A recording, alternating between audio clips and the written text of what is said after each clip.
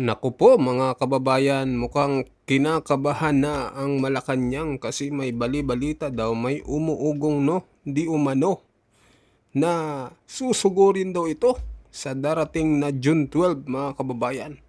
So nako mga kababayan, at pinapabantayan nga daw ito sa mga law enforcement agencies mga kababayan.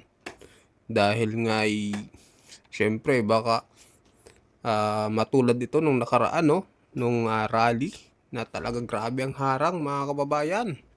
Talagang takot na takot. Alam nyo ba na ito lang na administrasyon ang naghaharang ng ganyan?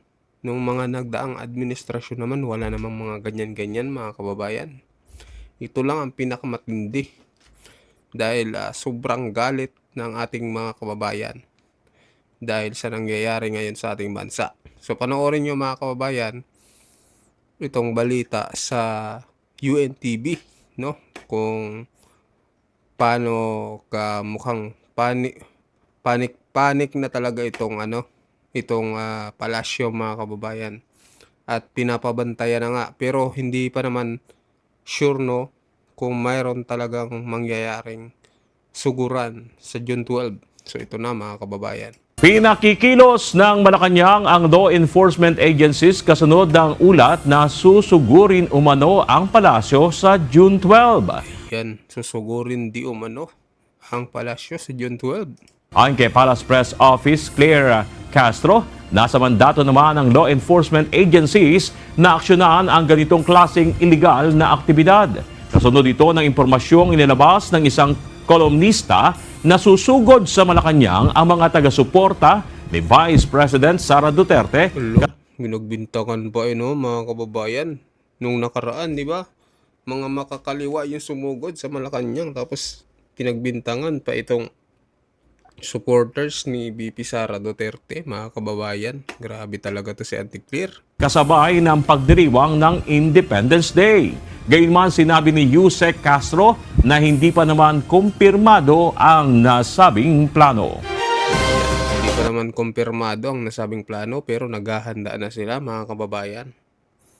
Yan, ganyan po sila kapreparado pagdating sa sa mga ganyang mga mangyayari. Pero pagdating sa mga seguridad ng ating mga kababayan, tila'y walang plano mga kababayan. Diba? Matindi talaga. So ngayon mga kababayan, panoorin nyo naman itong vlog ni Sentido Common. Ayan, dahil bali-balita na nga ito at naglalabasan na yung mga comment dito na sabi nga lulusubin ang Malacanang sa June 12, 2026 para mapalitan si BBM. Ayan, may question mark naman mga kababayan. Pakinggan nyo yung kanyang paliwanag dito. Guys, may balak pala talaga na lusubin ang Malacanang sa June 12. Yan ang nakalap na intelligence report ng Camp Crame na ngayong araw ng kalayaan. Intelligence report ng Camp Crame, ibig sabihin tutunay ito, pero hindi natin sure mga kababayan kung sino yung mga susugod. Ay lulusubin ang Malacanang para patalsikin ang pinakaugat ng problema ng bansa. Yan nga mga kaibigan, Pinakaugat, mga kababayan, sino ba ang pinakaugat? hindi ako magtaka kung mangyayari ito. Kasi napakadaling lusubin ang Malacanang kung lahat tayo ay magtulong-tulungan. Kaya nating lusubin ito. Nagawa na ito dati, hindi ito imposible. May mga security guards na harang-harang, pero kung gagawan talaga natin ng paraan, magagawa yan Hindi imposible yan. At nakikita ng marami ng pinakaugat ng korupsyon, pinakaugat ng mga katiwalian sa gobyerno ay si BBM.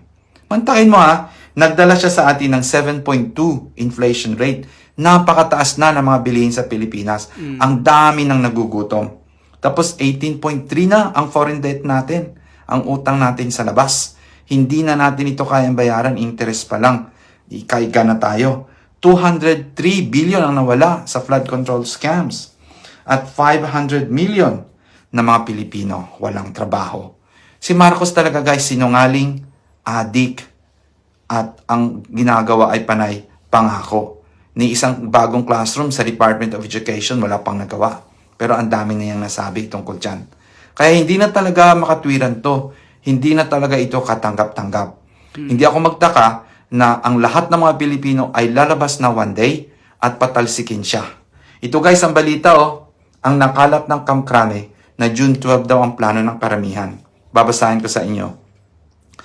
Lulusubin ang Malacanang, Manila, Philippines. Nagbabala ang Malacanang sa publiko laban sa tinawag nitong mga kampon ng kadiliman, kasabay ng paglilinaw na hindi pa nito makumpirma ang ulat tungkol sa umano'y planong paglusob sa Malacanang sa darating na araw ng kalayaan, June 12.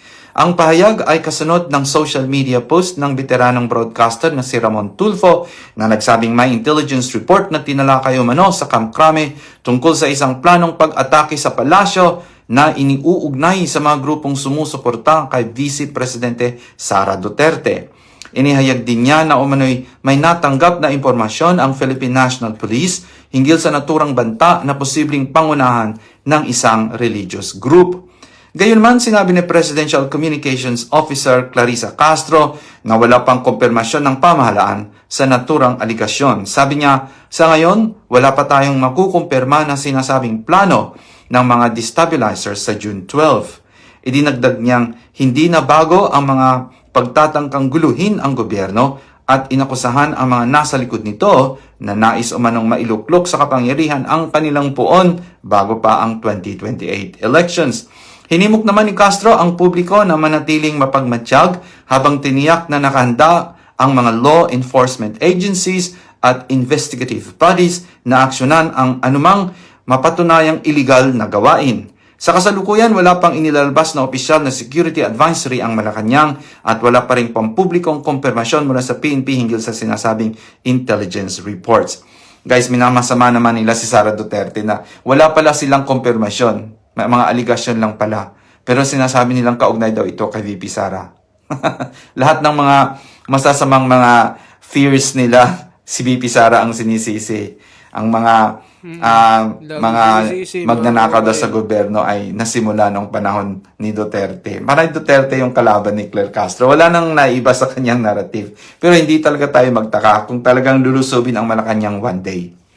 Sinasabi ko nga kanina, ang paglulusob sa Malacanang ay hindi mahirap. Ang dali-dali niyan. No? May mga harang-harang silang ilalagay dyan, pero may mga paraan yan para malagpasan yung mga harang na yan. Kung lahat tayo ay magtutulungan. Kasi isa lang talaga ang nakikita nating ugat nito, si BBM. Mantakin mo ang kanyang satisfaction rating ay bumaba na sa minus 15. I think hihintayin pa niyang minus 100 bago siya talaga ma-realize na, ay, hindi na pala ako gusto ng mga Pilipino. Ay, anong ginagawa ko dito? Kapal-kapal na ng mukha ko.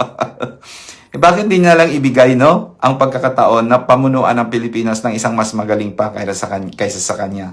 Siguro hindi niya nabasa ang desiderata that there are always people who are lesser and or better than yourself. So, maging humble na lang sana siya. Bumalik na lang siya doon sa pawayo kung saan man siya makapagpahinga, na singhot ng mga nais niyang singutin at i-take ng mga nais niyang i-take. Kasi nga, ayaw niya magpa-hair follicle test kasi nga ayaw niyang makumpirma ang kanyang pagka-addict. Alam naman natin na addict siya, sinabi niya ng kapatid niya. At alam natin na magnanakaw siya, isabi niya ng mga ex-marines. Alam din natin na wala siyang ginagawang mga buuin ang kanyang mga pinapangako kasi wala nga talaga nangyari sa kanyang mga pangako. Nagbibigay lang siya ng kanyang mga ayuda, alam naman natin na promotion lang yun ng kanyang pangalan para magkampanya sa kanyang mga image niya na pababa na ng pababa. So, si Marcos talaga ang pinakaugat at dahilan ng lahat ng paghirap ng mga Pilipino, no doubt about it. Kaya kung mag-alsa man ang mga Pilipino, mag-revolution man sa June 12, hindi na iyan nakapagtataka. At saka, I encourage everyone na mag-isip na ngayon para mapabuti ang ating sitwasyon. Hindi lang tayo na observant kasi lahat tayo nagbabayad ng buwis. O hindi naman siguro lahat kasi ang iba walang trabaho. But, lahat tayo ay nakikinabang o naepektuhan dito sa maling pamamalakad, sa korap na pamamaraan ng pagdala nila ng gobyerno. At si Marcos ay panay pangako at nanggigipit, nananakot ng kanyang mga tauhan sa gobyerno. Kung hindi nila susundin siya, nananakot na ipakulong. Hindi niya na-realize na ang kanyang pananakot is bumabalandra sa kanya. Ang pananakot ng mga tao ngayon hindi na tanga. Na pag nananakot siya, ibig sabihin guilty siya. Nananakot siya kasi meron siyang pinangahawakan At ayan nga ay ayaw na mabisto ang kanyang sariling gawang katiwalian. Kaya nananakot siya. Lahat ng magkakasuhan. Bakit hindi kinakasuhan ang mga nasa kampo niya, di ba? In fact, si Matibag dapat kasuhan na yan ng gulo, ng haras sa Senado. In fact, si Gatchalian, kasuhan na yan kasi nangangagaw ng pwesto. Di ba? Lahat. In fact, si Tito Soto, kasuhan na yan. Kasi nakatanggap ng maleta. Si Lacson, kasuhan na yan kasi incompetence. Nagtatakpan niya yung mga witnesses niya, nakadambong, tabo ng mukha. Lahat kasuhan daw yung mga 18 Marines. Bakit? Kasi nabulgar sila. Alam na ng lahat. Sige, kasuhan nyo. Hindi naman magsasucess yan kasi alam naman ng Supreme Court na ang mga 18 Marines na yan ay witnesses at whistleblowers lamang. So, dapat protektahan yan sila. Kasuhan nyo ng kasuhan, pangalan nyo rin ang masisira. Mga Tulfo na yan, kasuhan daw. Sino yan? Si Luistro, kasuhan daw ng 18 Marines. Si Dilima, kasuhan daw ng 18 Marines. Si Trillanes, kasuhan daw. Kasuhan. Yan lang alam nyo. Kasuhan, di naman kayo marunong gumawa sa gobyerno. Panay kayo pasakit sa mga Pilipino, kasuhan lang alam nyo, mga tanga. Guys, may balak pala Ayan, talaga. mga kababayan. So, follow po kayo sa Facebook page ni Sentido Como, sa kanya pong galing yung video. So, ayan, nakalap niya rin, no, itong nasabing lulusubin ng Malacanang. Mismo sa post lang din naman ng